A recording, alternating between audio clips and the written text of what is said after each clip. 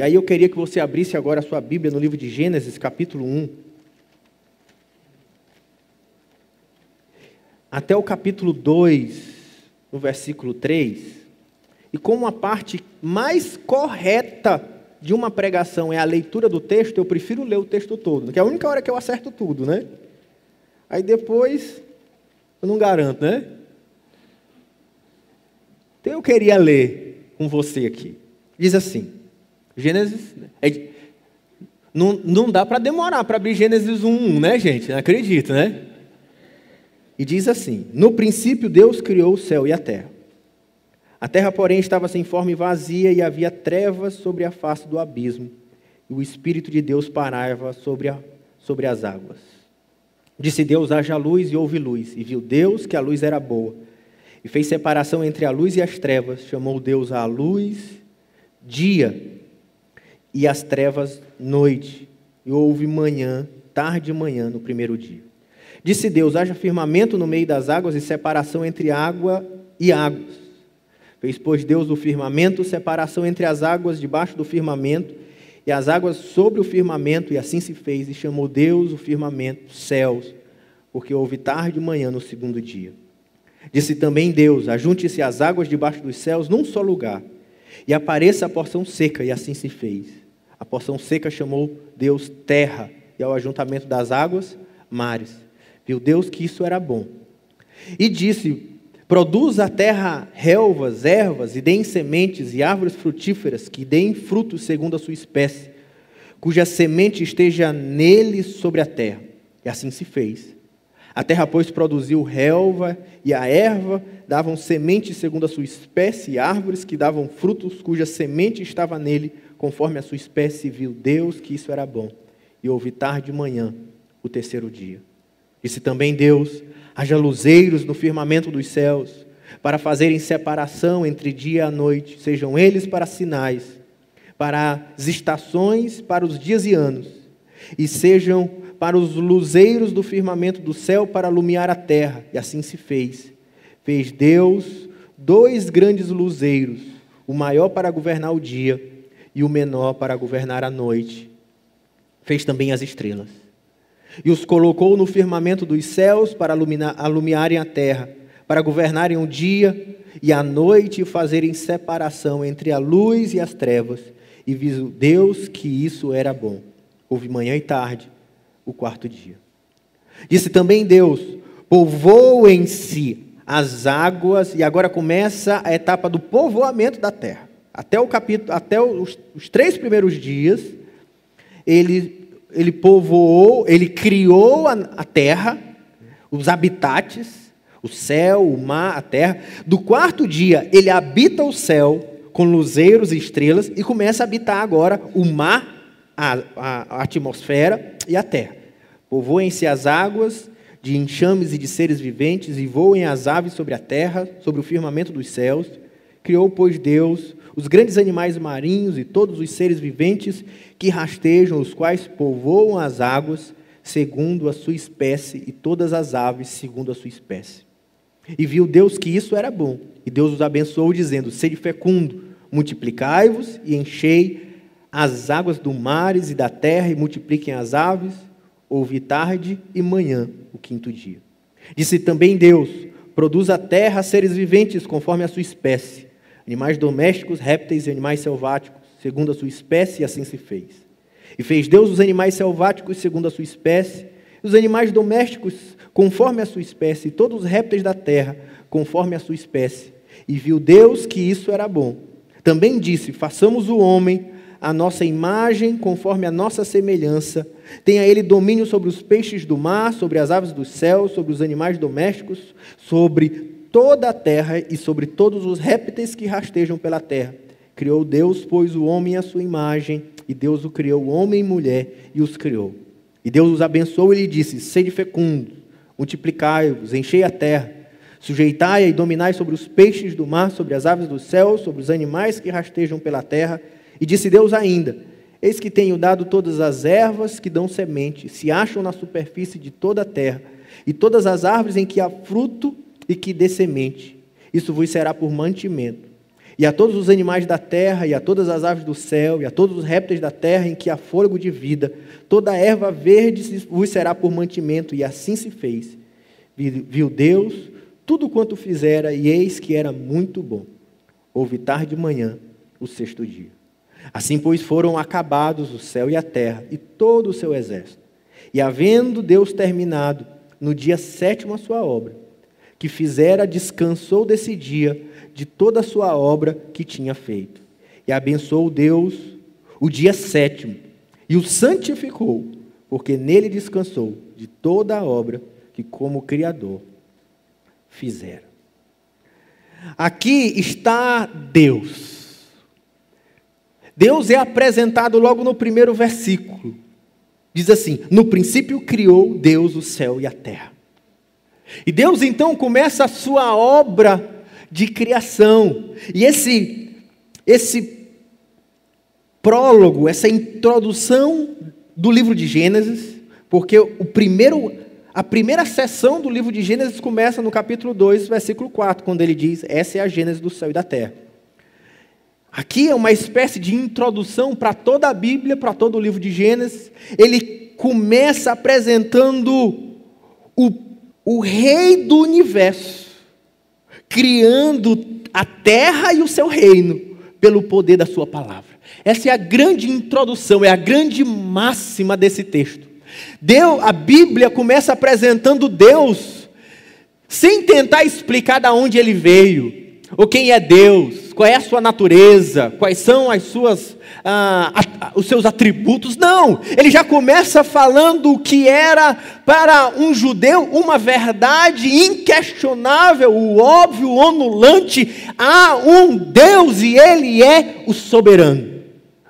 Não é uma questão filosófica para provar Deus. Ele estava falando para um povo numa linguagem dizendo: ele é Deus, creiam.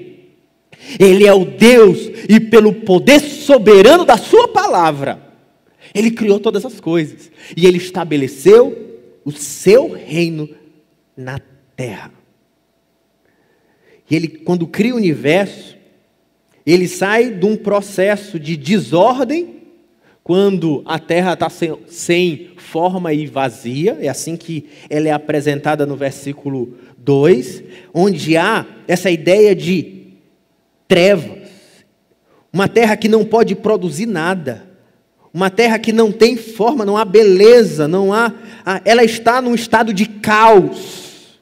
E ele sai desse estado de caos para um estado de ordenação. Ao longo do tempo, segundo o cronograma do Criador, segundo o soberano plano de Deus, ele sai do caos à ordem, beleza e domínio. Ele vai desenvolvendo de maneira progressiva.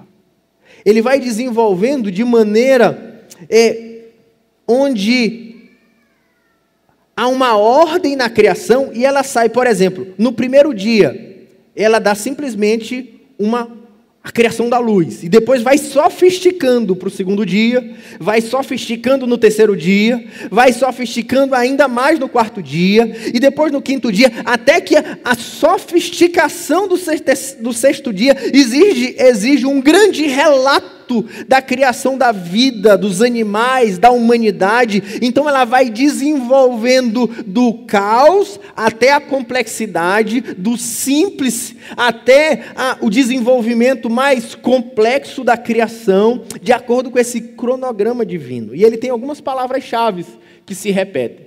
Disse Deus, aparece 10 vezes, fez separação, chamou ou colocou nomes, viu que era bom, dia, são palavras que se repetem muitas vezes ao longo do texto. E assim, como nós vemos a seguir, o texto ele é organizado em 2 tríades. O que eu estou querendo dizer com 2 tríades? Nos 3 primeiros dias, ele desenvolve um tema. Nos outros 3 dias, ou seja, do 4º ao 6º, ele desenvolve outro tema. E no 7º dia, ele descansa, saindo de um processo ordenado e progressivo. E aí eu preparei esse gráficozinho para você entender a criação. No primeiro dia, no segundo dia e no terceiro dia, ele desenvolve o recurso da criação. Ele desenvolve a luz no primeiro dia. No segundo dia ele desenvolve o céu, ou a atmosfera e os mares, as águas de baixo e as águas de cima. No terceiro dia ele separa a terra seca e desenvolve a vegetação. No quarto dia ele está habitando o céu, ou seja, ele criou a luz, agora os luzeiros. No segundo dia, ele habitou o céu, ele criou o céu e o mar, agora ele faz os habitantes do céu e dos mares, que é a ave e os peixes. E no terceiro dia, ele cria a terra seca e a vegetação, que é o recurso, e ele coloca aqueles que vão habitar lá, que são os animais e os homens. Esse é o propósito da criação. Por que eu estou mostrando isso para você? Porque muita gente fica querendo... Teve um momento histórico, inclusive, do cristianismo, que ficou tentando usar o texto da criação para ficar dialogando com Darwin, com Big Bang, com Dawson, né? com aqueles grandes cientistas, querendo mostrar as eras geológicas dentro do relato da criação, e querendo mostrar que como o relato da criação da Bíblia está errado, porque não bate com a ciência. Ei, deixa eu te mostrar. Em primeiro lugar, esse texto foi escrito 3.500 anos antes desse povo. Ele não tinha nenhuma intenção, Moisés, quando escreveu esse relato, ele não tinha nenhuma intenção de fazer um desenvolvimento científico da criação do mundo. Ele não estava lá para responder ao Big Bang. Ele não estava lá para explicar a teoria da evolução até chegar ao homem. Ele não estava discutindo com isso. Ele estava fazendo uma poesia. Pode ficar lá, Tiago, volta lá um pouquinho para mim. Ele estava fazendo uma poesia. Uma poesia que começa com uma frase, dizendo, como é que diz lá no versículo 2? A terra, porém, era sem forma e vazia. E lá no final da poesia... No capítulo 2, versículo 1, ele diz assim: assim, pois, foram acabados os céus e a terra. Ele estava simplesmente mostrando uma terra que era sem forma, e os 3 primeiros dias dão forma à terra. Uma poesia. Qual é a forma? Luz, céu, mar, terra. E ele estava vazia, então ele habita com luzeiros, aves, peixes, animais e homens. Não tem nada a ver com evolução, com era geológica. Isso não responde, não tem esse propósito de responder a essas questões, mas mostrar como Deus, de forma poderosa, criou todas as coisas. Como Deus, de maneira maravilhosa, criou a partir do nada o céu e a terra, e ele saiu do caos até a linda natureza da criação governada pelo homem, pelo seu imenso poder e sabedoria. E o texto começa dizendo, versículo 1, no princípio. A ideia de um princípio não é aqui a ideia de que antes dos 7 dias tinha um momento, não, ele está se referindo aos 6 dias.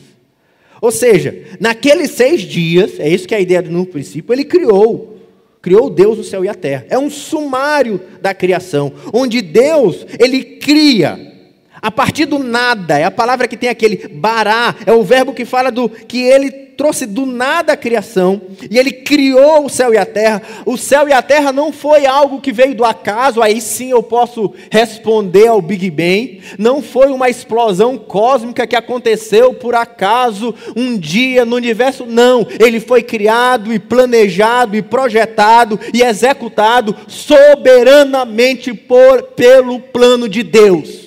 Deus decidiu e executou a criação do universo. Agora, se ele fez isso através de uma explosão cósmica, isso eu não sei, eu não estava lá. Mas eu posso lhe dizer pelo texto, que foi Deus que planejou e executou. Não foi o acaso. Foi plano soberano de Deus. E aí, quando ele cria o céu e a terra, o povo judeu, Moisés, apresenta Deus de uma maneira muito diferente da gente. A gente, quando quer apresentar Deus, provavelmente, se a gente estivesse escrevendo esse livro, a gente ia dizer, não, porque Deus, Ele é o eterno que sempre existiu e tal, ia querer explicar, ele não explica nada. Ele diz, olha, você tem que crer, esse é Deus.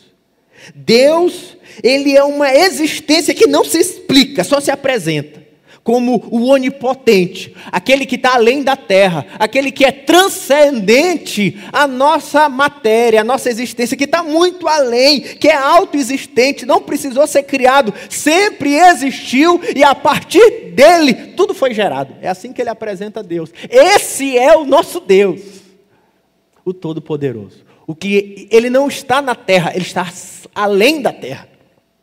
Ele não está no tempo, ele está além do tempo. Quando nem existia tempo, ele já era. E ele criou todas as coisas. Era para os judeus não uma explicação apelando para a lógica, mas apelando a uma fé histórica, inabalável, de um povo que conhecia o seu Deus. E diz que a terra era sem forma e vazia, eles estavam vivendo esse caos. A terra foi criada a partir desse momento, nesse estado ruim, onde havia trevas na face do abismo, onde ainda estava desordenada, desorganizada, inabitada, improdutiva. Essa é a ideia. Ela estava um caos, estava em trevas, num estado ruim, oposto ao que vai acontecer a seguir: luz, terra, aqui ainda é trevas, abismo. E aí Deus sai desse estado de caos e ele vai transformando o caos em beleza.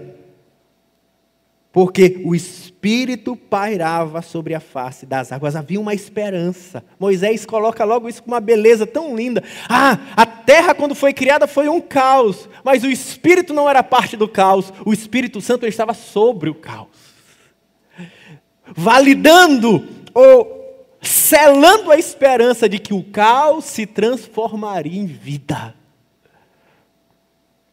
pela presença do Espírito de Deus. Glória a Deus. E assim, fala isso para as nossas vidas também. Deus, ele transforma aonde há caos na nossa existência, aonde há caos na nossa vida, gerada no futuro, no nosso caso, por causa do pecado, ou por causa ainda de um processo de se voltar ao Éden, ao paraíso. Se o Espírito Santo, ele está em nós, Deus vai transformar o caos em beleza nas nossas vidas. Mas aí ele continua o relato da criação, quando ele apresenta que Deus cria tudo pela palavra. E pela primeira vez ele cria. Ele diz, disse Deus. Essa é a grande máxima desses 7 dias da criação, desses 6 dias da criação. Tudo é feito pela ordem, pela autoridade, pela palavra de Deus. Tudo acontece porque disse Deus. É a palavra de Deus que traz luz. É a palavra de Deus que traz ordem. É a palavra de Deus que faz separação entre luz e trevas. É a palavra de Deus que cumpre o propósito de Deus. É interessante como, se a gente já percebeu que esse relato da criação, ele tem um propósito, ou ele tem uma estrutura poética, é bem provocativo essa verdade, né? Onde o texto nos provoca na ideia de que todo o poder que emana de Deus vem da sua palavra. Que beleza, né? Que provocação, porque quem escreveu isso aqui foi Moisés. Veio uma tradição a partir de Moisés, que é quem escreve a lei. Quem entrega a lei a Israel, ele era aquele que trouxe vida à palavra pela primeira vez. E é justamente ele que diz e que defende que toda a terra, todo o universo, foi criada pelo poder da palavra de Deus. E essa beleza é que a criação, ela é, antes de tudo, um produto da vontade de Deus. Deus quis e por isso houve, ponto. Tudo que tem, tudo que há, É porque Deus decidiu soberanamente fazer. O sol existe porque Deus criou, a lua existe porque Deus criou, o mar existe porque Deus criou. E olha, preste atenção, no Oriente Médio havia as tradições, que contavam também relatos da criação. E normalmente os relatos da criação no Oriente Médio, eles eram opostos ao relato de Israel. Provavelmente, quando Moisés escreveu esse relato, ele funcionava como uma espécie de apologia. Ele estava combatendo os relatos dos outros povos, como os babilônicos. E o relato babilônico, não só no babilônico, mas dos deuses em volta, como no Egito, por exemplo, o sol era um deus, a lua era um deus, as estrelas davam o futuro, a mãe terra, a mãe natureza era um deus, mas no relato de Moisés, mostrando quem é Deus para Israel e testemunhando quem é Deus para as nações, é dizendo não há outro Deus, não tem outro Deus. O sol não é Deus, é só um luminar, um luzeiro criado por Deus. A lua não é um Deus, é só um luzeiro criado por Deus. O mar não é um Deus, é simplesmente uma ordenação de águas feitas por Deus. Até as estrelas que são criadas, e como elas são criadas, se entendia que o futuro poderia ser decidido pelas estrelas. Ele diz, não, as estrelas e até mesmo o futuro está na mão do Deus Criador. Essa é uma mensagem para o povo de Israel, combatendo os ensinos teológicos dos outros povos, dizendo, só há um Deus, é o nosso Deus, e não há outro Deus. Todas as outras coisas são somente criaturas, criações do nosso Deus soberano. Não há outro Deus, só há um Deus sobre toda a criação, que é o nosso Deus, que é o Deus das Escrituras. É o Deus que, se Ele criou tudo, pela sua voz, se Ele criou tudo pela sua palavra, Ele é o dono do universo. Não tem nada que escape de Deus. Deus é o dono de tudo. Tudo que há no universo pertence a Deus. Ah, não, isso aqui é do diabo. O diabo não tem nada. O diabo não tem nem dinheiro para comprar. Tudo é de Deus, Ele criou todas as coisas. E além do mais, durante a criação, por 7 vezes Ele diz, e viu que Deus que era bom, e viu Deus que era bom, e viu Deus que era bom, e viu Deus que era bom. E por fim, quando Ele faz o homem, Ele diz, isso era muito bom. A terra, tudo que há na terra, não é profano, não é mau, não é caído, não é destruído, não. A terra é boa, viver nessa terra é bom, porque foi Deus que fez uma terra perfeita para que habitássemos nela. Pensa numa coisa, sabe por que Ele está dizendo isso? Olha a beleza que há aqui. Porque nos outros relatos, por exemplo, no de Enuma Elish, que é o relato babilônico, a criação da terra, ela não acontece por Deus, mas acontece uma guerra entre o deus Marduk e um outro deus que se chama Tiamat. Alguém lembra dessa palavra, Tiamat? Algum desenho animado aí, hein?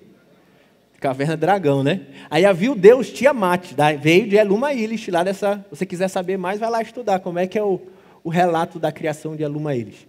E havia Tiamat. O Deus, ele vence Tiamat, corta Tiamat no meio. Das tripas de Tiamat se cria o universo. Do sangue do Tiamat, o grande impostor, o grande traidor de Marduk, o homem é criado. Por isso que o homem não presta. Por isso que a terra tem problemas. Por isso que a terra tem pecado, tem maldade. Era assim que eles entendiam o mundo. Mas no relato de Israel, no relato de Moisés, no relato de Deus, ele combate essa ideia. Não, a terra não é má. A terra não é as tripas, o universo não é fruto das tripas de um Deus traidor, e o homem não é fruto de um Deus traidor, não. A terra é boa, o homem é bom, foi planejado por Deus, é a imagem de Deus, é o propósito de Deus.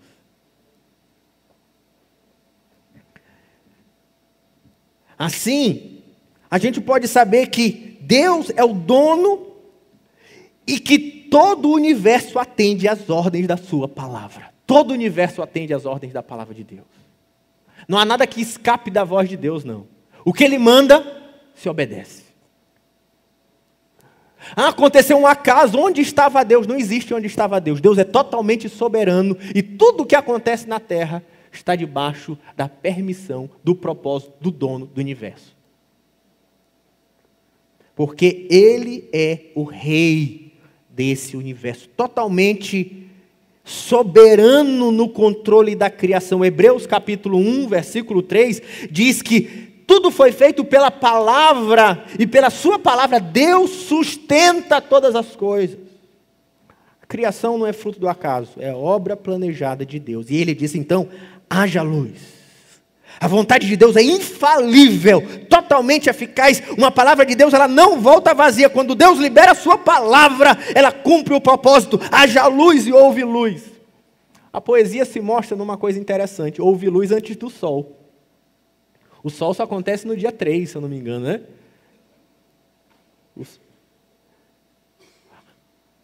E no primeiro dia se faz dia e noite, antes do sol e da lua. Porque a intenção aqui não é desenvolver o processo pelo qual o dia... Até porque eles entendiam que era o sol e a lua que marcavam o dia e a noite. Mas é porque era um propósito poético de fazer o desenvolvimento do texto. Ele, antes de tudo, um escritor, contando histórias básicas que norteiam a fé do povo de Israel e a nossa fé como cristãos. E é interessante que deixa claro que foi Deus que fez a luz. A luz e o sol eram um dos principais deuses do Oriente. E aqui ele diz, não, foi Deus que fez.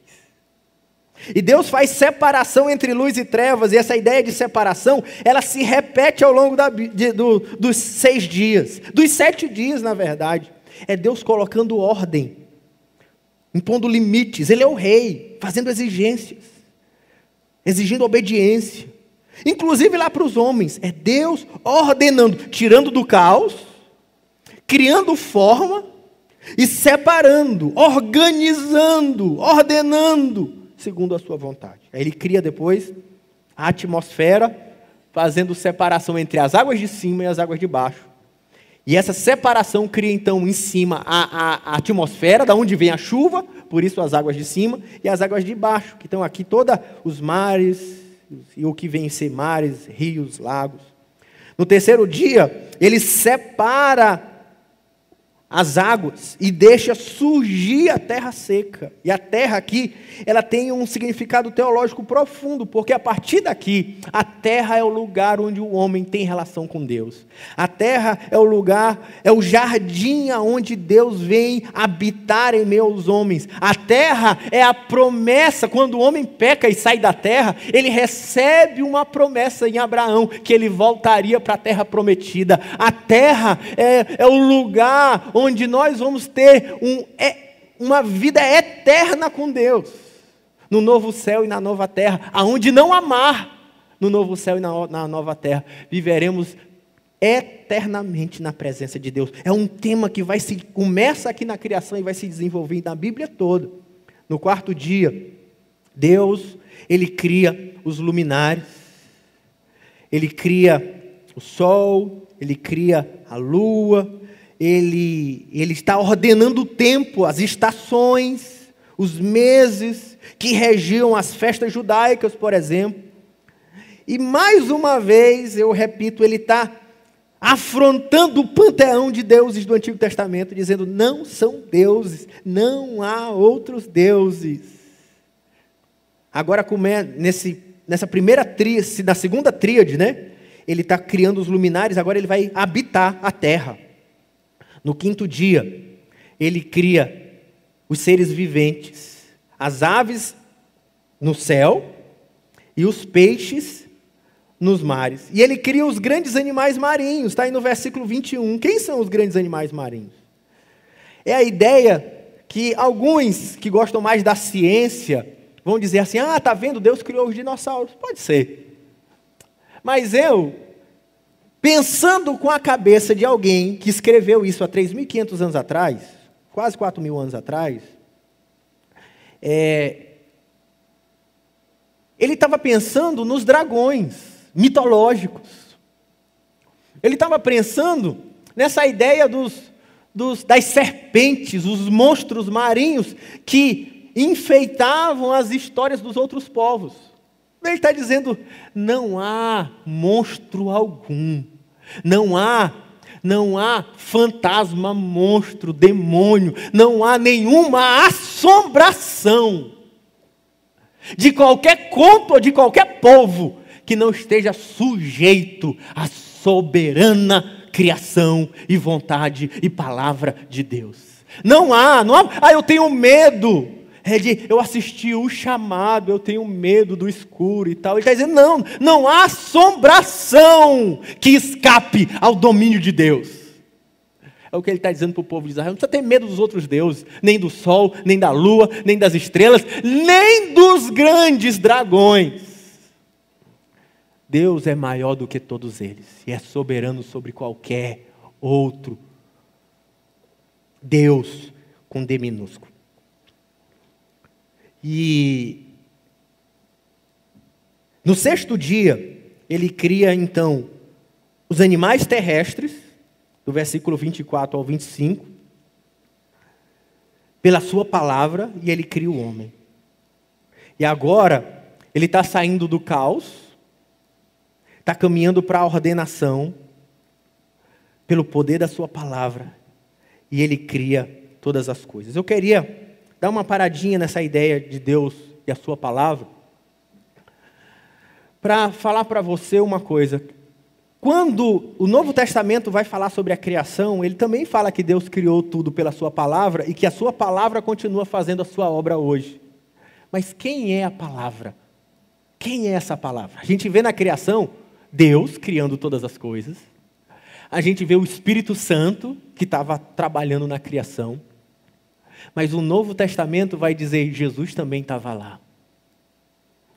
João capítulo 1 diz, no início era o verbo e o verbo estava com Deus. E por meio dele todas as coisas foram criadas. O apóstolo São João vai dizer, lá na criação, a palavra de Deus era o Senhor Jesus. O apóstolo Paulo, ele diz a mesma coisa aos Colossenses, no capítulo 1, no versículo 15. Não só São João diz isso, como São Paulo diz que a palavra tem poder para criar todas as coisas, ela foi criada naquele momento. E ele diz, versículo 15, Colossenses, ele diz assim, esta é a imagem de Deus invisível, o primogênito de toda a criação, pois nele foram criadas todas as coisas no céu e sobre a terra, as visíveis e as invisíveis, sejam tronos, sejam soberanias, quer principados, quer potestades, tudo foi criado por meio dele. Ele é antes de todas as coisas e nele tudo subsiste. Falando de Jesus Cristo. Jesus é a palavra de Deus que veio habitar entre os homens. 1 João 1,17 diz, e o verbo se fez carne, e ele habitou entre os homens. A voz de Deus é Cristo. A voz poderosa de Deus que transforma o caos em beleza, as trevas em luz, a sequidão em vida florida, cheia de alegria. A palavra de Deus capaz de desfazer o caos da criação, no meio da humanidade, da criação, é Jesus Cristo de Nazaré. Ele é a poderosa voz de Deus. Hebreus capítulo 1, no verso 1 a 3, ele diz assim, havendo Deus outrora falado muitas vezes e de muitas maneiras aos pais, pelos profetas, nesses últimos dias ele falou pelo Filho, a quem constituiu o herdeiro de todas as coisas, pelo qual fez o universo. Ele que é o resplendor da glória, a expressão exata do seu ser, sustentando todas as coisas pela palavra do seu poder. Quem? Jesus Cristo é a voz de Deus. Jesus Cristo é a palavra de Deus que criou o mundo. A palavra de Deus que agora restaura o mundo. É Jesus Cristo, aquele que criou todas as coisas, aquele que pode restaurar todas as coisas, aquele que habitou entre os homens para pagar naquela cruz o preço pelos nossos pecados, para todo aquele que nele crê, não pereça, mas tenha a vida eterna. Eu queria terminar dizendo para você, quem é Deus? Na minha próxima pregação eu vou falar sobre quem é o homem. E aí nós vamos analisar com calma o 6º dia. Mas hoje, eu queria falar quem é Deus. É o arquiteto do universo.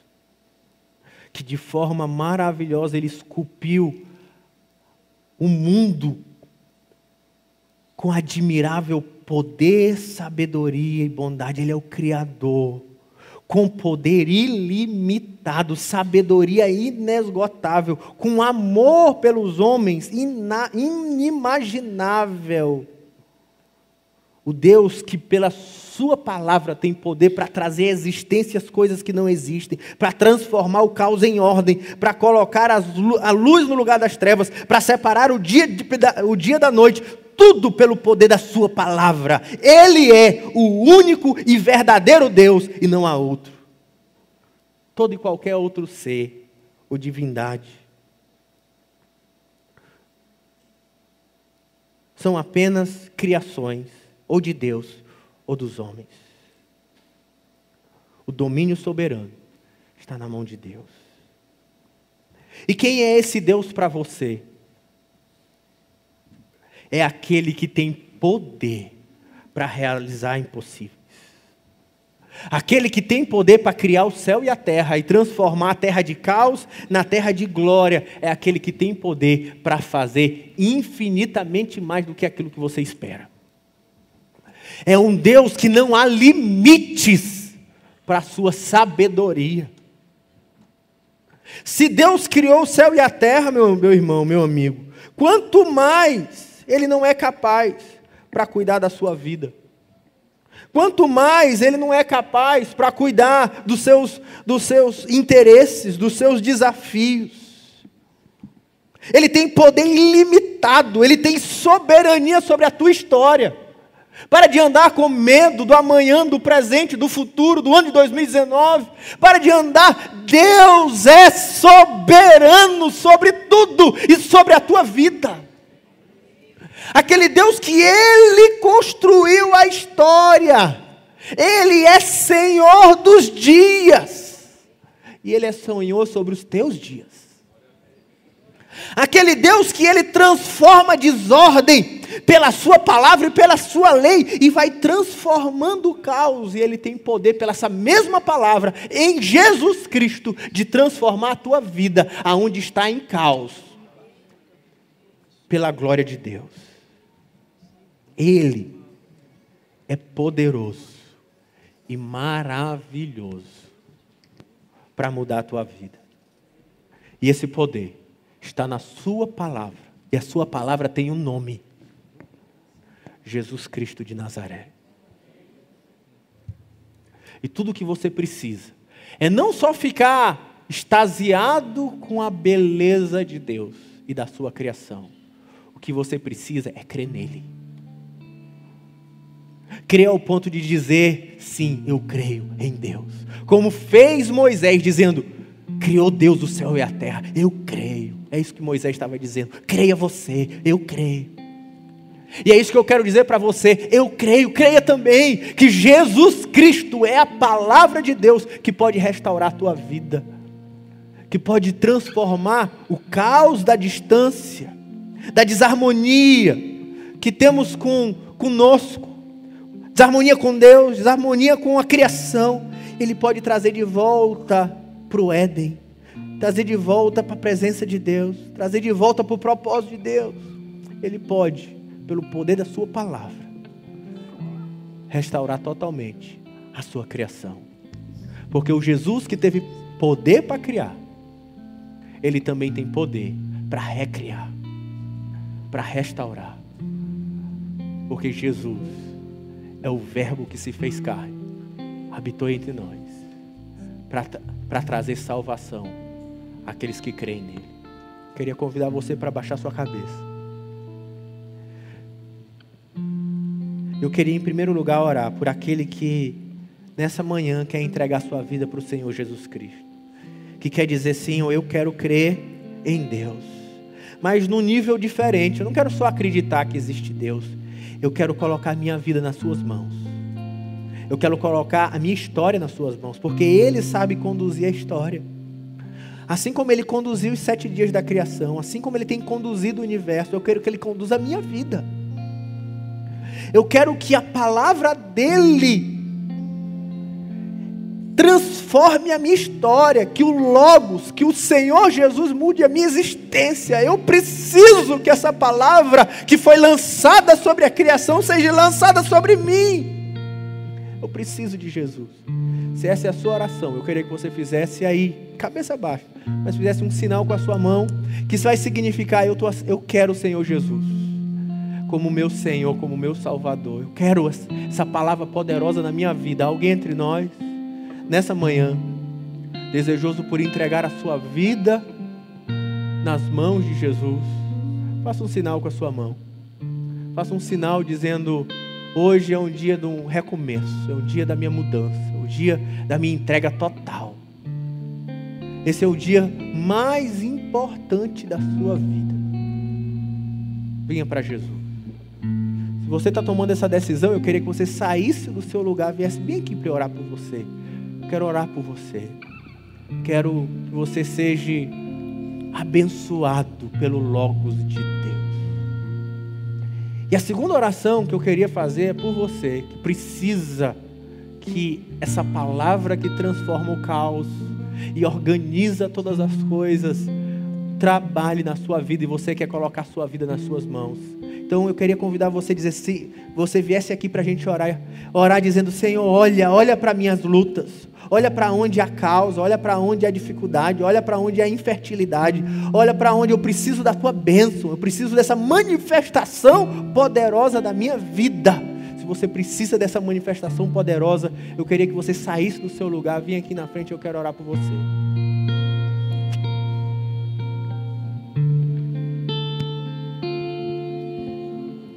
Você que precisa dizer: Senhor, transforma a minha história, transforma a minha existência, transforma a minha família. Essa segunda oração é para quem está dizendo: Senhor, transforma, eu que estou enfermo, eu preciso da tua palavra de poder para trazer cura. O meu casamento que está em profundo sofrimento, mas eu preciso da tua palavra de poder para desfazer o caos. Eu preciso, Senhor, que o Senhor venha de maneira soberana conduzir a minha história e transformar a minha existência.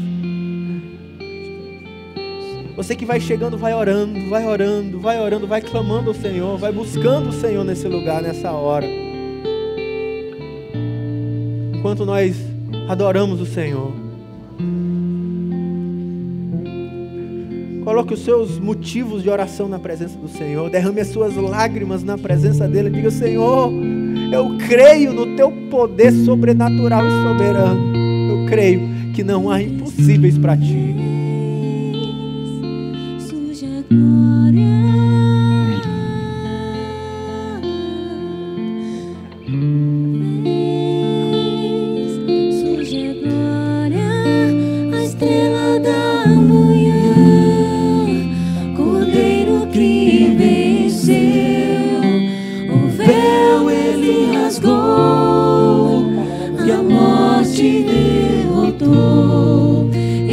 Príncipe da paz, o Cristo que venceu, para sempre Ele reinará, para sempre Ele reinará.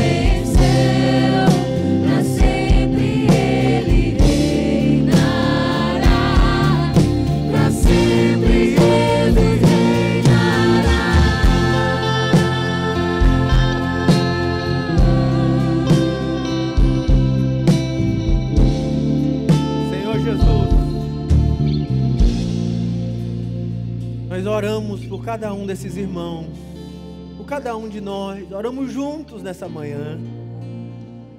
Nós cremos em Ti, Senhor, e essa é a nossa oração.